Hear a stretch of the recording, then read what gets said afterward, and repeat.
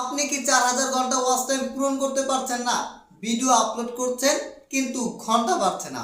আজকে আমি দেখাবো 2026 সালে আপনি কিভাবে অল্প সময়ের মধ্যে 4000 ঘন্টা ওয়াচ টাইম পূরণ করবেন। 4000 ঘন্টা ওয়াচ টাইম পূরণ করা কোনো ব্যাপারই না যদি আপনি ইউটিউবের সঠিক সিস্টেম অনুযায়ী কাজ করেন। তাই আপনি যদি নতুন ইউটিউবার হন, এই ভিডিওটা কিন্তু খুবই ইম্পর্টেন্ট, শেষ পর্যন্ত দেখুন।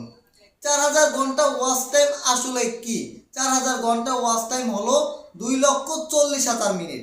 আপনি যদি মনিটাইজেশন পেতে চান, অ্যাডস এর মাধ্যমে ইনকাম করতে চান, তাহলে কিন্তু আপনাকে 4000 ঘন্টা ওয়াচ টাইম পূরণ করতে হবে। তাই আপনাকে 4000 ঘন্টা ওয়াচ টাইম পূরণ করার জন্য সঠিকভাবে কাজ করতে হবে। কেন ওয়াচ টাইম বাড়ে না? একজন নতুন ইউটিউবার ভিডিও আপলোড করার পরে কেন তার ওয়াচ টাইম বাড়ে না? ওয়াচ টাইম না বাড়ার কারণ হলো আপনি ভিডিওর শুরুতেই বোরিং শুরু করেছেন। মানুষ দেখছে না আপনার ভিডিও। কেউ যদি আপনার ভিডিওতে ক্লিক করে, অল্প সময়ের মধ্যেই সেই ভিডিও স্কিপ করে চলে যাচ্ছে, যার কারণে আপনার ভিডিওর মধ্যে ওয়াচ টাইম বাড়ছে না। 4000 ঘন্টা ওয়াচ টাইম পূরণ করতে পারছেন না। আজকে আমি দেখাবো ইউটিউবে অল্প সময়ের মধ্যেই কিভাবে 4000 ঘন্টা ওয়াচ টাইম পূরণ করবেন।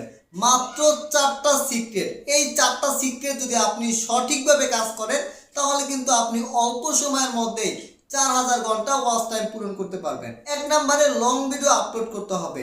লং ভিডিও আপলোড করলে কিন্তু আপনার ভিডিওতে খুবই দ্রুত ওয়াচ টাইম বাড়া শুরু করবে। শর্টস ভিডিওর মাধ্যমে কিন্তু ওয়াচ টাইম বাড়ানো খুবই কঠিন।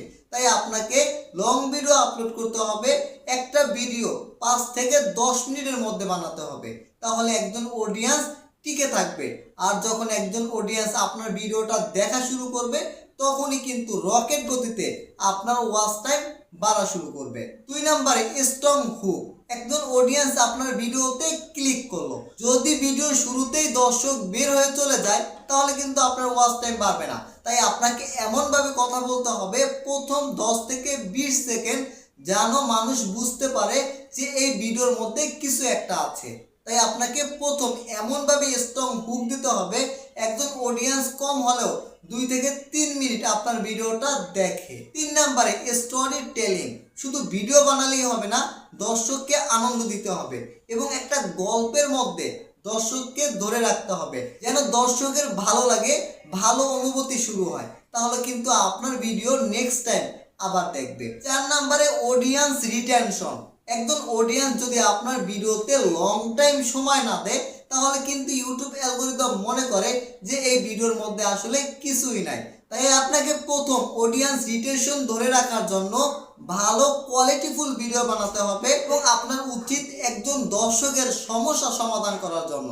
তাহলে কিন্তু সেই সমস্যার সমাধানের জন্য আপনার ভিডিওটা লং টাইম দেখবে। তখন ইউটিউব অ্যালগরিদম মনে করবে এই ভিডিওর মধ্যে দম আছে, মানুষের মাঝে পুশ দিতে হবে। আর যখন বড় একটা অডিয়েন্সের কাছে আপনার ভিডিও পৌঁছাবে, তখন কিন্তু লক্ষ লক্ষ ভিউ আসা সম্ভব। তাই আপনাকে অডিয়েন্স রিটেনশন ধরে রাখতে হবে, অ্যালগরিদমকে বুঝাতে হবে যে এই ভিডিওটার মধ্যে দম আছে। হ্যাঁ বন্ধুরা, এই 4টা সিক্রেট যদি আপনি সঠিকভাবে কাজে লাগাতে পারেন, তাহলে কিন্তু আপনি অল্প সময়ের মধ্যে 4000 ঘন্টা ওয়াচ টাইম পূরণ করতে পারবেন। বন্ধুরা, এরকম নতুন নতুন ইউটিউব টিপস ভিডিও পেতে চ্যানেলটি সাবস্ক্রাইব করে রাখবেন, লাইক করবেন, শেয়ার করবেন।